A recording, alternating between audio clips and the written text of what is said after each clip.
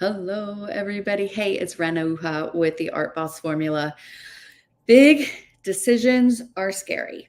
I mean, it just comes down to that. It's kind of a fact of life that sometimes when we have our biggest decisions and we're at um, the place in our road where we have a decision to go down multiple paths or actually just stay where we are is scary. We have to make sure that we are approaching every decision with intent, making sure that we're approaching every decision with as much information as we can so that the choices that we make reduce the stress and reduce the risk of not getting what we want.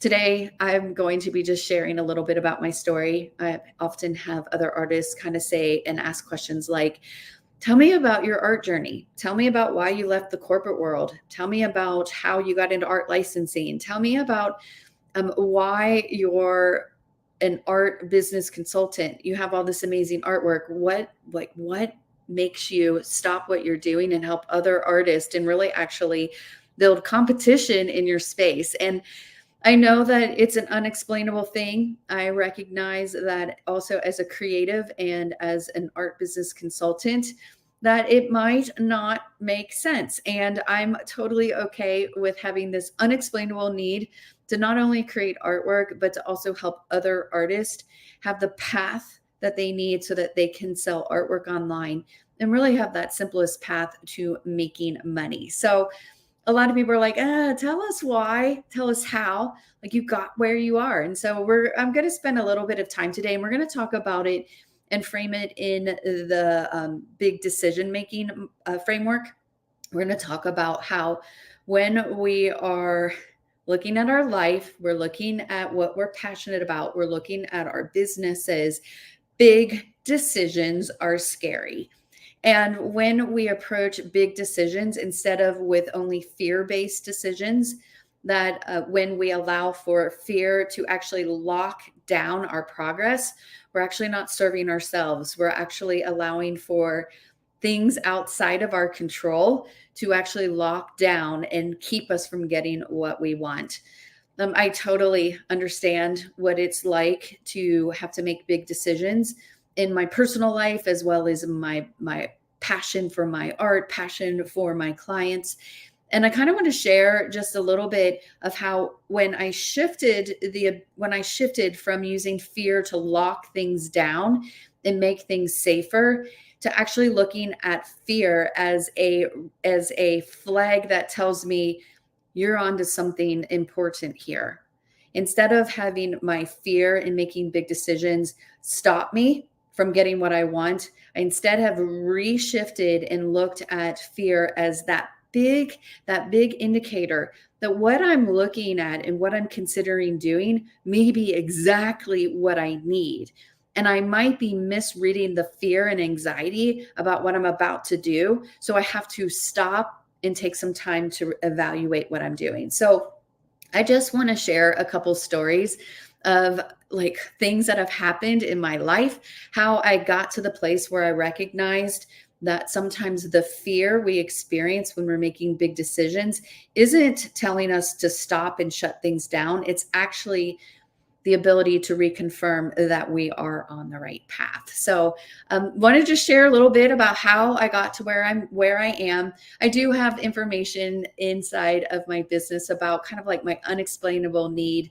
My unexplainable need is about being an artist, about producing amazing artwork and serving my art clients, as well as helping other artists learn how to sell their artwork online. I know it doesn't make sense for a lot of people. They're like, oh my goodness, why would you leave me? My friends and family are like, why are you investing in a business to actually help set up your competition? And it really comes down to it's just how I'm wired. I absolutely love serving in this capacity.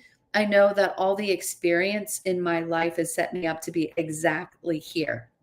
I worked in the corporate world for years selling high ticket items. Have a graphic design degree, which I never used in the corporate world. I'll explain a little bit why in a minute.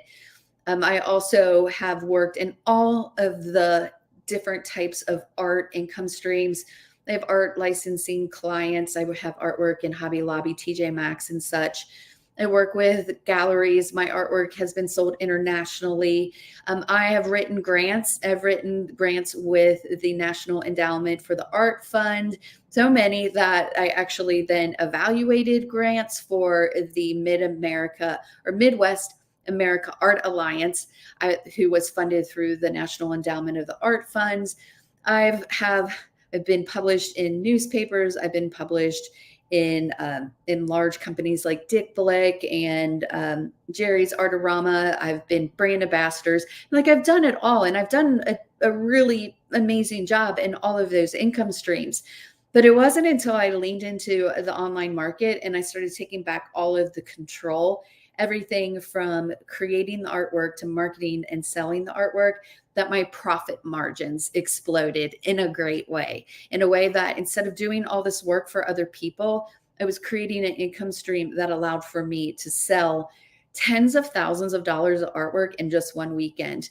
I was selling more artwork on my own than in some of my other income streams, waiting for other people to sell my artwork or waiting for other people to give me permission to display my artwork in their galleries or at their shows. So I just want to kind of talk a little bit about how I learned to navigate through decisions where I knew that there was going to be fear of failure, fear of actually living up to the expectation of what I was going to be doing, fear of other people judging me for being maybe too commercial or being too much focused on helping other people, or or having to hear things from people like, those who can't create are going to teach, right?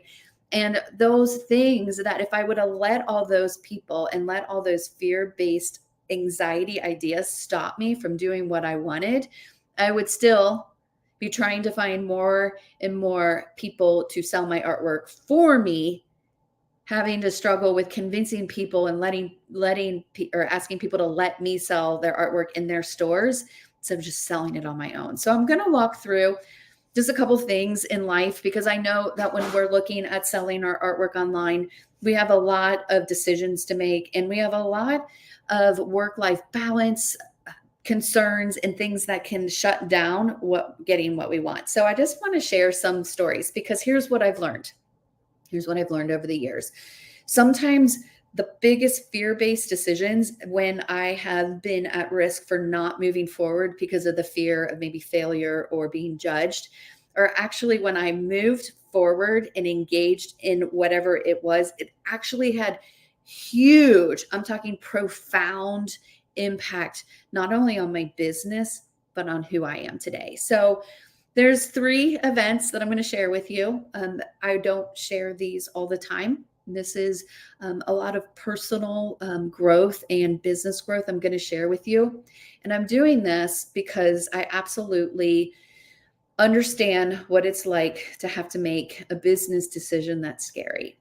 And I want you to know I'm sharing some of these stories from my heart, because I want you to see and to understand that you're not alone when you have to make big business decisions, that you don't have to make them on your own. And by having a community of other artists who understand what you're going through, it can be the simple difference between a business that is struggling, an art business that is struggling, and an art business that is literally just like growing and growing and growing.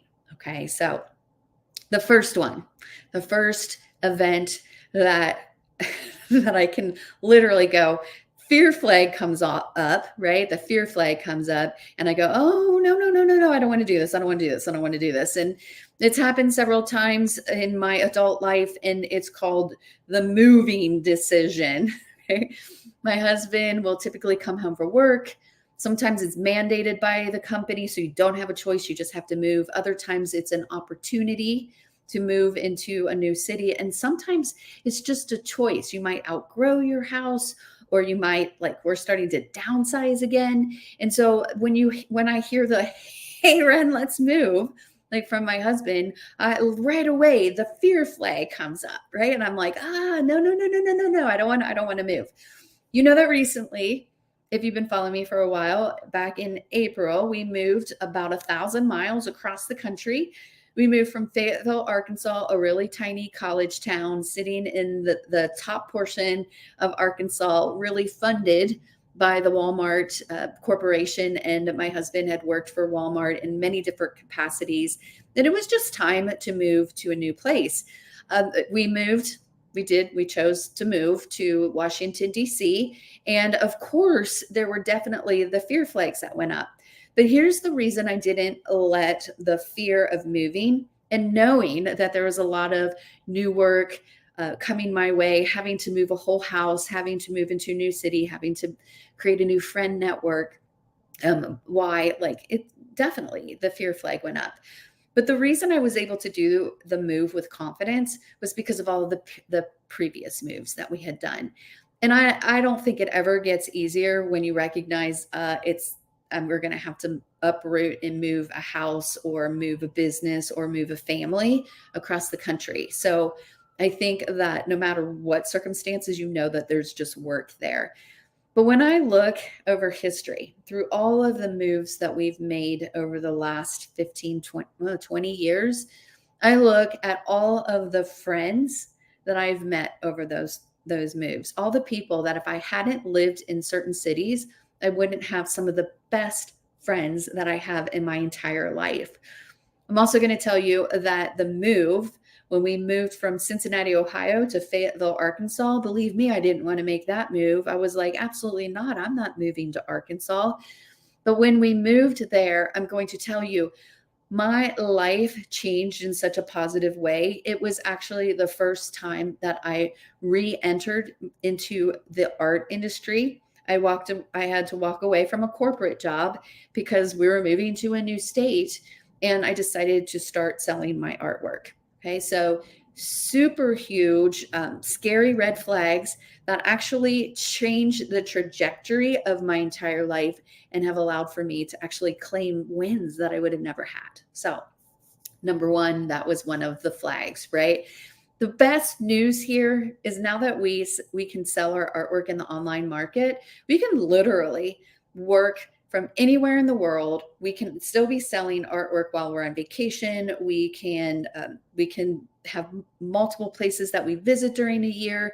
We can sell from anywhere. And when you realize, oh my goodness, I might have to make a move, like Ren, I've got to upsize, downsize, move to a new city, we can set up our businesses in a way that allow for us to continue to sell our artwork even if we have to make a move. Okay, so super great news, but still super scary when you hear the news. I think we have to move. Okay, number two. Okay, this is a little bit more harder to talk about, but when I was in my early 20s, I learned that I had a brain tumor, and I was in the graphic design school at the time. I started losing my eyesight, so I wasn't able to actually create artwork. I wasn't able to keep the craft. We were doing typography, I was doing photography, we were doing design and layout, and I literally couldn't draw straight lines anymore. I'd been taught by hand how to just draw straight lines really fast and easy, and I was struggling with the basics. So so I learned that I had a brain tumor. Now, of course, the fear flag comes up, and the option of doing nothing isn't an option, right? When you realize that you have to actually trust and lean in and be able to get support from the community that I had built around me, I really had to lean in. And although I wouldn't want anyone to ever have a illness or a sickness at the level where you're worried if you're actually going to still be on this earth, I'm going to tell you that all of the fear and everything I learned during that time period actually, again, profoundly impacted who I am. And I want to share why I'm sharing this with you is because sometimes the hardest things in our life actually change fundamentally who we are and refocus us on what's important. And the big shift for me, many of you didn't know me before, I was in the business world.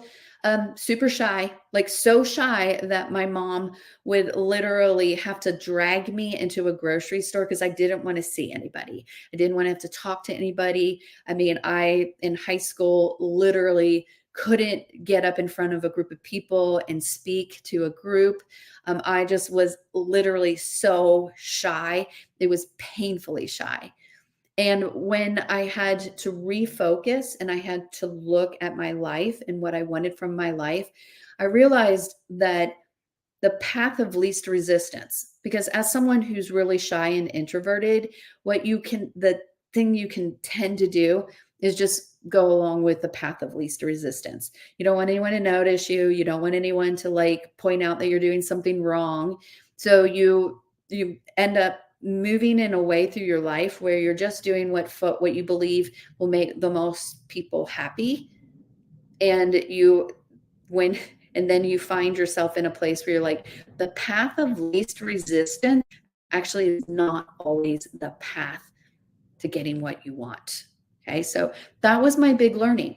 I'm fortunate. I'm still here. I'm healthy. I made it through a really difficult time in my life, but when I look back, it is actually the defining moment in my life. It was a decision to move from where I was just letting life take me along to the place where I was making decisions in my life and making a plan to get to what I wanted. Okay, so super scary time. And sometimes the decisions that we make, we don't actually have a whole lot of choices. But when you can recognize to find the wins in every challenge, when you can recognize that it's not about the final destination that you're going to, it's really about living the journey. And when you can embrace that reframe, it can totally change the way that you approach your life. You approach decisions in your personal life, you approach decisions in your business, and you approach how you're actually going to live your life. And you're going to not only get what you want, but show up as a servant in your business and your personal life because you've created the clarity on what's important. Okay, so super like personal. I mean, I appreciate you guys listening through the sharing the story of like a huge life moment, but I wouldn't trade that experience in for anything. I recognize that difficult time, the super scary time, actually created the strength and the clarity in my own life so that I could get what I wanted.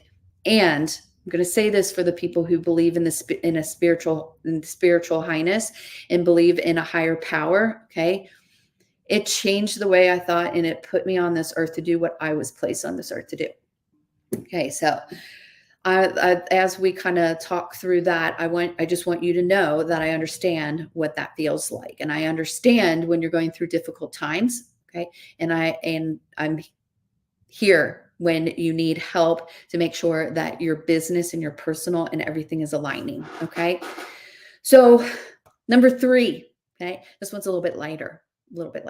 Okay. The third time in my life where I felt the fear flag coming up, where I knew, and this is where I started recognizing, I knew that what was happening in my business, okay, that I had choices and I definitely had the fear flags coming up. It was the first time in my life where I started recognizing that the fear flags can actually be an indicator to tell you it's time to make a shift and a change. Okay. So this one is in March 2020. Most of you know what that was. It was at the beginning of COVID. And I was sitting in my office. It wasn't here, it was in Fayetteville, Arkansas. I was sitting in my office.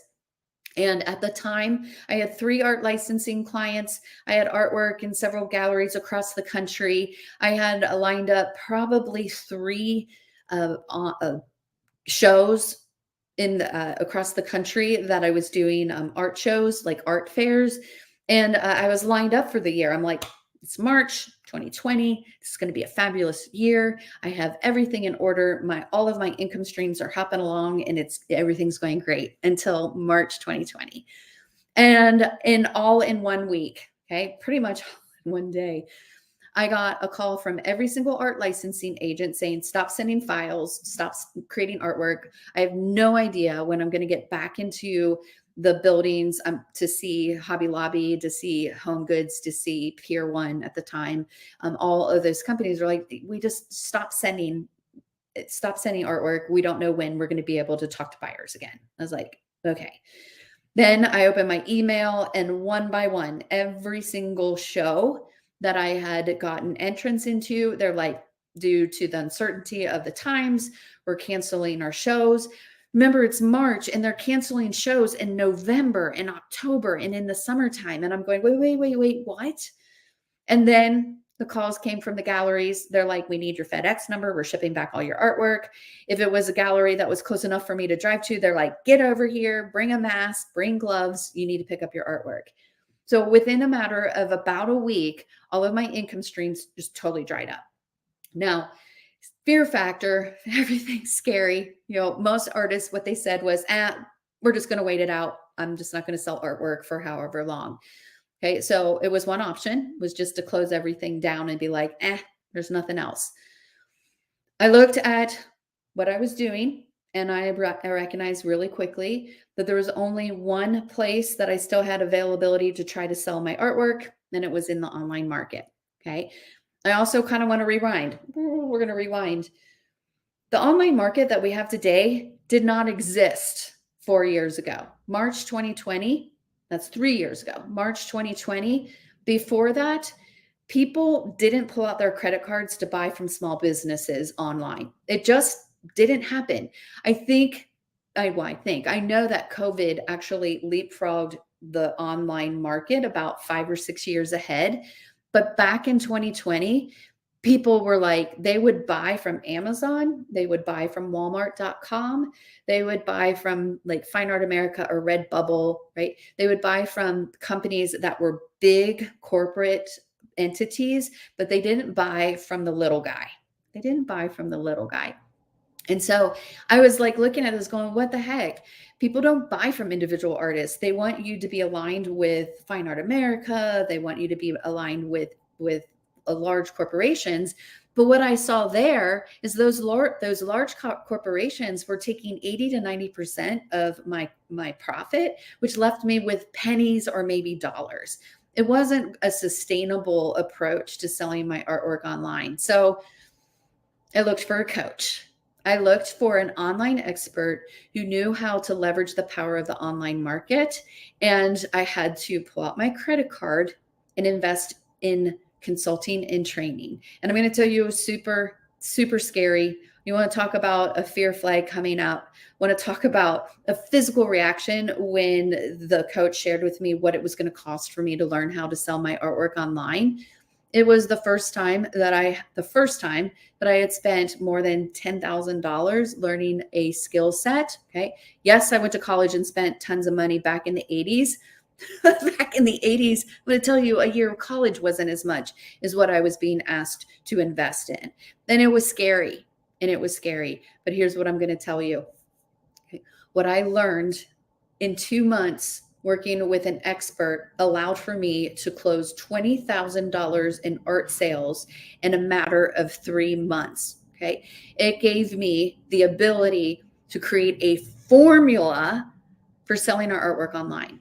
Okay. So what did I do with that 20 grand? I actually reinvested it and created the Art Boss formula. I created that strategy that I know that we need to sell our artwork online. Okay. So I want you to know that all of the work you're doing in the online market, all of the coaches and training that you've worked beforehand, before you've ever considered working with the Art Boss formula, all of that knowledge is going to make your transition into selling online even quicker. You're going to go faster the more that you've invested in your business. Okay. So some of the scariest things that we have to do in our lives sometimes turn out to those things that allow us to get the biggest impact in our lives.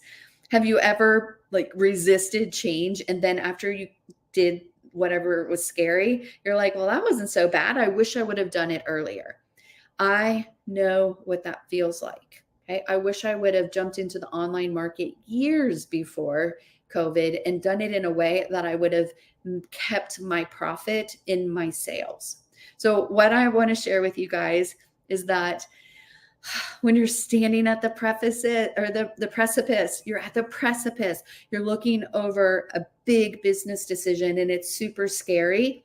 Sometimes that fear that you're translating as, oh, I'm going to stop, I'm not going to invest, I'm not worth this, my art isn't worth this, my business isn't worth this, maybe the indication that it's time to move your business. It's time to invest in yourself personally so that you can get what you want. We absolutely love you guys here. We want you to know that we not only provide that formula, we also provide a full entire support system with the accountability you need. Let's face it, life isn't going to stop throwing hardballs at you just because you're an artist. Okay. Life isn't going to stop throwing those hardballs at you just because you're running a very successful art business. You need to have the systems and the support around you that allow for you to navigate through some of the decisions you're going to need to be making in your business. So when I work with you, a lot of times what I do is I ask you some basic questions that allow for me to see where you are in your business. And I'm going to ask you right now, we're going to just kind of cut to the chase. I'm going to say, do you have more than 2,000 emails on your email list? Okay. If the answer is no, I don't have 2,000 emails yet, we're going to show you how to get 2,000 emails. We're going to use the ArtBots formula. We're going to use the tool that you need to be using in the online market to start automating your lead generation. It's the first thing I want to work with you. I want to work with you to get the leads that you need. And I want you to have the content layered in your social media, on your websites, and also in your emails that allow for you to close more sales. So if you have more than 2,000, if you're like, yeah, I have 2,000 to 5,000 emails, what I'm going to tell you is that I have a tool that's going to start saving you money today. Okay? When we are working in the online market, we know that leads are super critical and we need to be able to collect our leads. When we start collecting those leads, our tech tool stack costs start growing. Don't make the same mistake I did. Don't start just piecemealing everything together going, yep, I need a CRM. Yep, I need sales funnels. Yeah, I need email platforms. Yes, I need to be able to have a place to store my videos for my art training. Yes, I need to have calendars. Yes, I need to have social media schedulers. And my tech stack cost was in the thousands of dollars a month. And when I found the Champagne Room, it actually reduced, it gave me all of those tools and it plus more, and it reduced my tech stack cost to under $350 a month. I literally was saving thousands upon thousands of dollars a month, getting more profit by simply moving to a tool that saved me money. So if you would like to work with me, we're going to start out first by uncovering what you need to do next. If you have less than 2,000 emails, it's okay. We're going to help you build those. If you have more than 2,000, maybe 5,000 emails, I want to show you a tool that's not only going to lower your tech stack cost, but it's going to start helping you identify by lead scoring who's getting ready to purchase your artwork. It's just simply crazy that we can track engagement and purchase intent, put it all together in a tool that at the end of the month, it's going to kick out a list of the people that you need to talk to because they're getting ready to purchase. So this all is super exciting. We know that you are different places in your art business. That's why we have different levels of programs and products, tools that will help you get your art business on the path to providing passive income. Okay. This is an amazing time in history. We've never had a time as artists where we've had access to so many people. Okay? We have access on a daily basis to millions upon millions of leads. It's not a matter anymore of not having enough leads to talk to. It's a matter of having the right leads to talk to. So I want to just kind of send out love and devotion. You guys, absolutely love you guys. And I want you to know that if you're in a place in your business, right, where the fear flag is coming out and you're like, I'm not sure what I need to do next. I'm at risk for locking down, Ren. I know that I can feel it. My fear is locking me down. Let's get on a call. Let's uncover what you need to do next. And we will customize a program that will allow for you to start getting what you want. So I love you guys. I want you to know that I'm so excited to be able to serve the art community. I'm so excited to be able to just live a life where I get to hang out with insanely talented artists every single day and help them down the path to getting what they want.